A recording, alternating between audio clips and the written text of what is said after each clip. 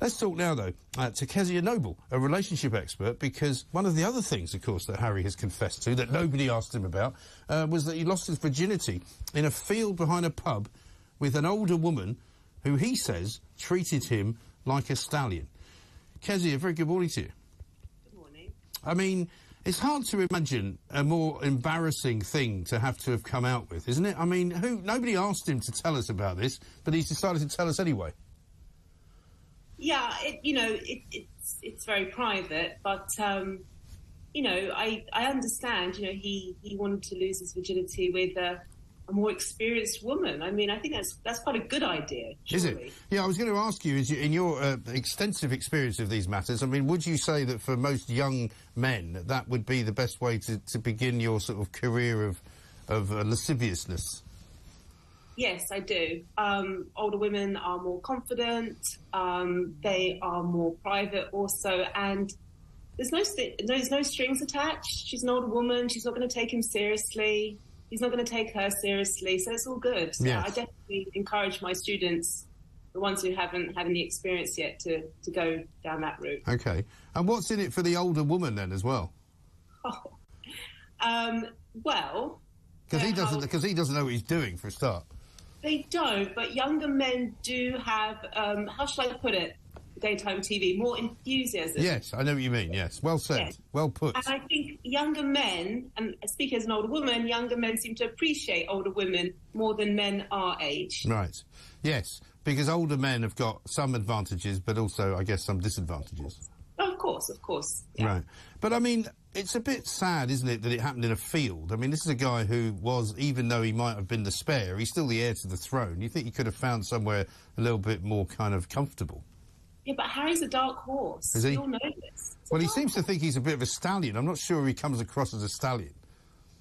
Maybe not a stallion, but, I think he's a risk taker. And, if you're going to go do it in a field, there's a bit of a risk element to it, like getting caught. A lot of people get off on that. Like I said, Harry's a dark horse. Yeah. I know you're not a fan of him, but I think you'll have to admit that. Well, I'm not a fan of him. I'm not a fan. I mean, I was never not a fan of him before. It's just sort of recently that he seems to become this rather overbearing, oversharing kind of individual who, to a lot of guys that I know and to a lot of people listening to this show, is not coming across well as a man, I mean, he's complaining about getting beaten up by his brother.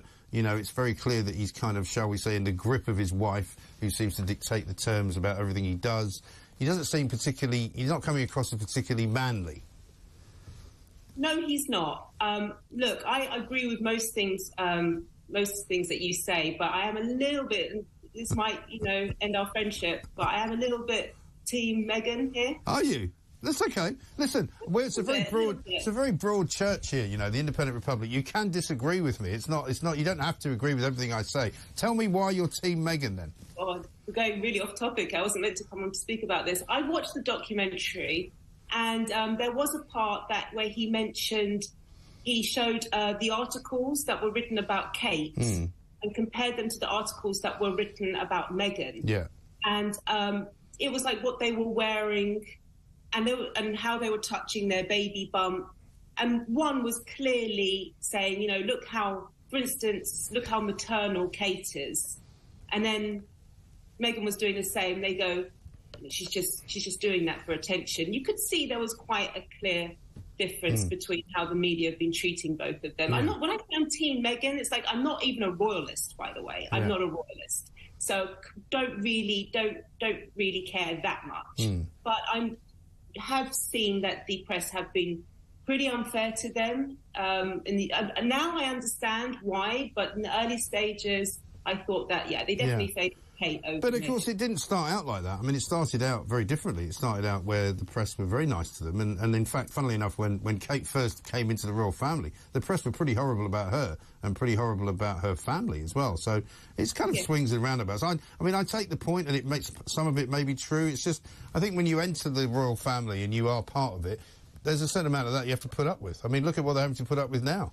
But, Mike, would you agree that the royal family seem to have done more to protect Prince Andrew than Harry and Meghan? I wouldn't say so, no, because they've stripped him of everything. He's not got any protection anymore. He's not out there moaning about it or talking about it or saying that he's been let down. I mean, I think... But I feel that they sort of protected him from the media. I mean, the media could have gone, you know, the media seemed to be feasting more on Meghan and Harry than Prince Andrew. Well, I don't know about that. I mean, you would have seen the interview that he did with Emily Maitlis on Newsnight, where he that was an own goal. Where he made a complete fool of himself. Yeah, but Harry and Meghan haven't ever given an interview to anybody who might have asked them a couple of difficult questions, you know, and that I think is maybe the difference.